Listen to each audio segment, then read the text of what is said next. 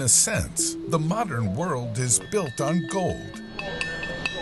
It's in all of the technology we use on a day-to-day basis. Our computers, phones, and televisions all need at least some of this precious metal in their manufacturing processes. Even the machines building these products have gold in them. With all the gold that industries around the world go through, it's easy to forget that it's such a finite, scarce resource. In the mining industry, extracting a 1/28 of an ounce of gold from 1 ton of earth is a good day. Still, due to gold's fluctuating but ultimately high monetary value, every ounce of gold mined pays for itself and then some. At the time of writing, a 439-ounce bar of gold was worth roughly $800,000. So just how much gold is there in the world exactly? Gold in the ground is divided into one of two categories: gold reserves and gold resources. Gold reserves refer to gold deposits that are profitable to mine at current gold prices.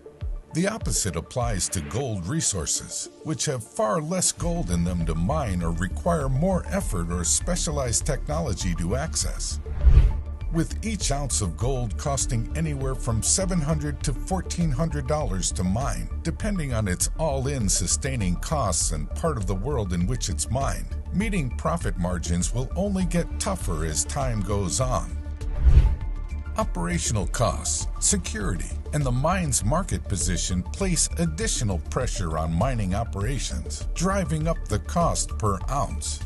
Geological experts estimate that there are roughly 50,000 metric tons of gold reserves left available to mine underground.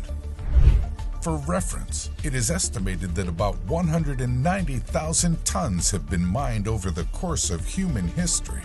Based on these figures, it's estimated that only 20% of the planet's initial raw gold supply is left.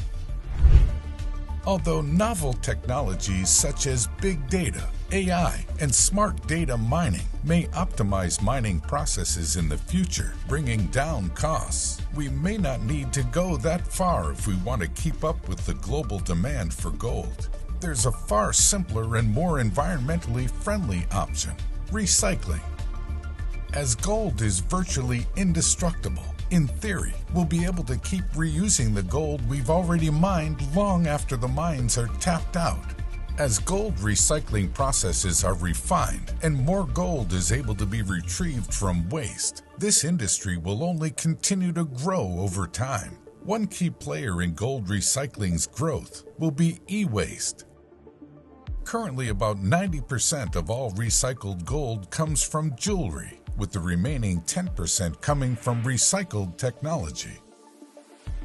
Over 50 million tons of e-waste are produced each year, enough to outweigh the combined weight every commercial airline ever produced.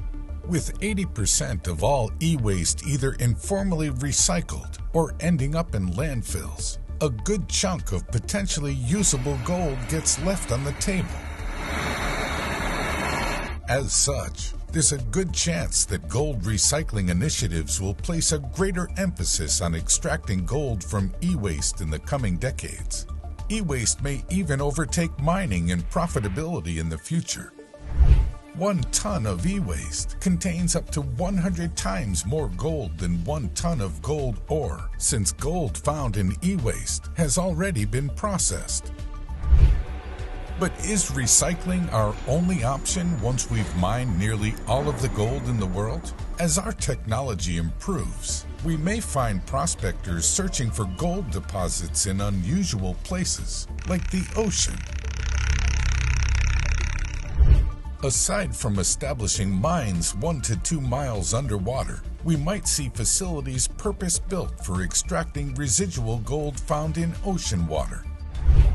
There's an estimated 20 million tons of gold waiting to be harvested in the ocean, both in underwater deposits and in the ocean itself. That would be worth roughly $771 trillion, using 2017's valuation of gold as a reference. As gold grows more scarce and more valuable, the thought of siphoning ocean water for trace amounts of gold might not seem like such a crazy idea,